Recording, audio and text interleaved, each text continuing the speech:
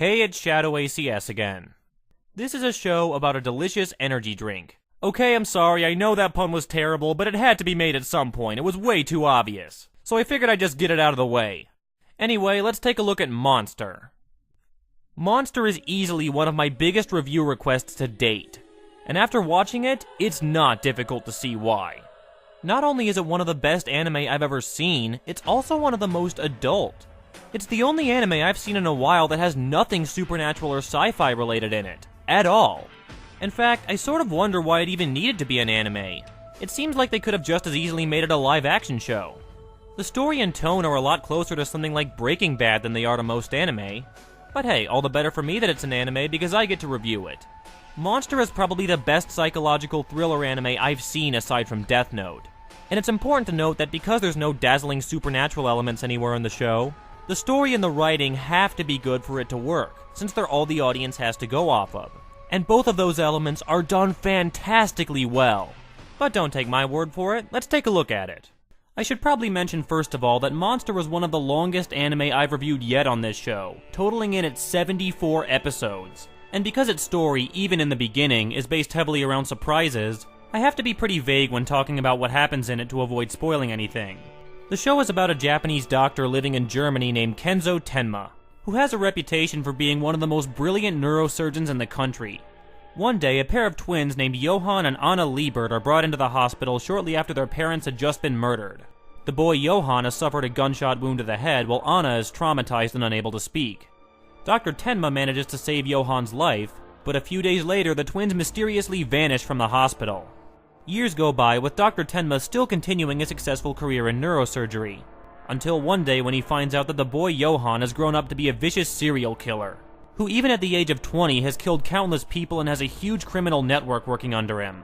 Horrified by what he's unleashed upon the world, Dr. Tenma makes a vow to track down Johann and end the life he never should have saved. This is a brilliant premise for a psychological thriller, for a number of reasons. Not only does it allow for a ton of great possibilities in character and suspense, but it also taps upon a subject that doesn't really see much attention in the media: the responsibilities of being a doctor, told from a doctor's perspective. Think about all the doctors you've seen in media. They're usually just background characters who show up briefly to take care of the main action hero when they get hurt or do something stupid. This is the first show I've seen where they really dive into the ethics and responsibilities that come with being a doctor, and the psychological toll they take on the doctor himself. In the beginning, Dr. Tenma's boss is what many people would consider to be a horrible person, who's concerned more for his hospital's publicity than he is for his patients' lives. To the point where when Johann is first brought in, he orders Dr. Tenma to operate on the mayor instead because it'll do more for the hospital's reputation, essentially leaving Johann to die. But Dr. Tenma disobeys and saves Johann anyway because he believes, as a doctor ethically should, that all human lives are equal, even though it might cost him his career. So when Tenma finds out what a monster Johann's grown up to be, his entire reality is shattered. He's forced to confront the reality standing right in front of him that saving this one life resulted in the deaths of countless others. And it's this internal struggle that makes Dr. Tenma such a great main character. Even though he's out to take someone's life, you still understand the struggle he's going through and what's brought him there. I also love how despite what a terrible toll Tenma's journey takes, there's still this incredible kindness to him. He'll go out of his way to help any sick or injured person he comes across, even if they're a complete stranger. It doesn't matter if that person is a thief or a criminal. If he believes there's a chance they can be redeemed, then on his honor as a doctor, they're worth saving. The one exception, of course, being Johann. And speaking of which, let's talk about Johann. This was the character that everybody told me about before watching this anime, and by God, I can see why. I think Johann caps the list for best anime villain I've ever seen. Right down to the first scene where he confronts Tenma, which in my opinion is the best scene in the anime. It takes place in a dark warehouse with this great image of Johann's face completely in shadow. And Johann tells Tenma how grateful he is for saving his life just before shooting a patient of his right in front of him. You cared for me and you restored me to life. So I feel as though you're like a father to me. Like a father? The truth is, if it weren't for you, I wouldn't be standing here right now. One interesting thing I noticed about Johann is that he doesn't actually appear that often in the anime. Most of the story is spent with people trying to track him down and find him, but it's like chasing a ghost. He's always 2 steps ahead of Tenma and the others, and he'll sometimes even leave cryptic messages for the people he knows are looking for him. But when Johan does show up, you take in every inch of his presence. You listen to every word he says. I also noticed that Johan doesn't actually kill very many people on screen, at least not directly. He seems to be more about trying to convince other people to kill themselves and each other. He's very much a Hannibal Lecter-esque villain that way. And I think that's even more terrifying because it's like not even your thoughts are safe from him. He'll reach into your past and grab whatever dark threads he can find to make your sanity collapse in on itself. In fact, it's possible he even sent Dr. Tenma after him on purpose in this same way, knowing Tenma would destroy himself by fruitlessly chasing him around the country. There's one scene where Johan has all these people locked in a burning building fighting to get out, and he's just standing there amongst the flames with this cold, unfeeling smile on his face. It's like something out of a nightmare. But Johan aside, another thing about Monster I need to bring up is the story, which like I said is really long, and there's a ton of different plot threads to keep track of. One thing I noticed is that every time a story arc ends, they usually start the next one by introducing a completely new set of characters, taking a few episodes for us to get to know them, what's going on with their lives, and eventually how their situation connects to the story about Johan and Tenma. In fact, there's quite a few episodes that go by without Johan or Dr. Tenma even being mentioned, because they're too busy focusing on all these new characters they keep creating. It's a very unique way of telling a story, and for the most part it's pretty effective. Although it does tie into the one criticism a lot of people seem to have with Monster, that it is pretty slow at times. And I can definitely see where this opinion comes from. Every time a story arc is over, the main storyline has to stop for a few episodes just so we can get to know these new people. Unlike thrillers like Death Note and Future Diary, which are constantly exciting and intense, Monster definitely requires an element of patience to get through. But personally, I still don't have a problem enjoying it because the characters they keep creating are just so good, as well as the writing. In fact, I'll give you an example of why the writing in this show is so great.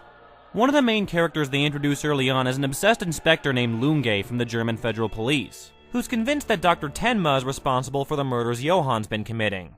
But he also has this weird tick in his hand which he describes as a typing motion, which helps him commit to memory any new information he receives on a case. But the motion he's making makes it almost look like he's getting ready to strangle someone. It adds a whole new level of uncomfortableness whenever he's on screen. And this is a detail they could have easily left out and no one would have complained. But by going the extra mile in this way, it makes the character and all the scenes with him so much more memorable. The whole show is full of great rich screenwriting like this, all these little details they add to make even the minor characters stick with you. And speaking of which, the characters are really great. Even the ones who only appear for a single episode are really memorable. For example, Johan's twin sister Anna is a great character. She's lost her memories from when she was a kid, and after getting involved in this whole mess, decides she wants to track down Johan as well. She has a lot of time and character development dedicated to her, and all of it's great. There's a whole host of other great characters in this show, and I couldn't list them all even if I wanted to. But a couple noteworthy ones include Dr. Tenma's ex-fiancée named Ava, a complete emotional wreck who both loves and despises Dr. Tenma at the same time. She's one of those emotionally complicated characters where you're never sure exactly how to feel about her. Half the time you want to punch her, the other half you feel really sorry for her. She'll lie and do horrible things for the sake of petty revenge, but at the same time you can see the tragedy that put her in this situation. I really like characters like this that challenge the standard good guy versus bad guy archetypes you see in so many other stories. There's even a kid character who's done pretty well. As soon as you hear that there's going to be a kid sidekick in this show, it sounds like a horrible idea. But the kid, named Dieter, is actually really likable, with an appropriately dark backstory that fits the tone of the show. Although there is the issue that after the first couple episodes where he's introduced, he doesn't really do anything. In fact, he's pretty much a totally pointless character after they finish his brief story arc. But at the same time, he doesn't really get in the way of the story, so I don't mind all that much. If I had to nitpick one thing about Monster I didn't like, it would probably be that once you get up to around the 50 to 60 episode mark, the sheer amount of detail in the story starts to weigh it down a bit. Like I said, it's a really big and complicated story, and every time they begin a new story arc, they add in a ton of new characters and situations. And especially toward the end of the show, there's a lot of stuff to keep track of. I often found myself having to mentally backtrack a bit to remind myself exactly what the characters were trying to do and what was going on. But aside from that, and it really is a nitpick, Monster is a fantastic psychological thriller anime, probably one of the best. The characters are great, the story is great, the writing is great, the villain is great, everything about it is just done incredibly well. It's a show that I feel often slips under the radar compared to most other mainstream anime. Don't get me wrong, it's got a very devoted fanbase, but it's not a household name the way shows like Naruto and Death Note are. And that's a shame because it really deserves to be. And maybe the reason is that it is so different from what people think of when they think of most anime. It's not a fantasy, it doesn't have any big supernatural action scenes. It's just a really great suspenseful thriller. And what the hell's wrong with that? If you haven't seen it, check it out. It's definitely worth your time. This is ShadowACS, and I'll see you next time.